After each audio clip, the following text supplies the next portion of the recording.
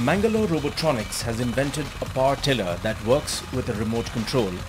The technology eliminates the necessity of walking behind or along a power tiller for hours. Farmers who use it can comfortably relax in the shade of a tree and watch the machine do its work.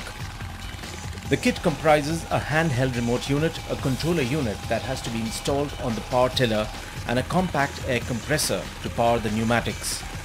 The device makes use of radio frequency to transmit signals from hand remote unit to the controller unit.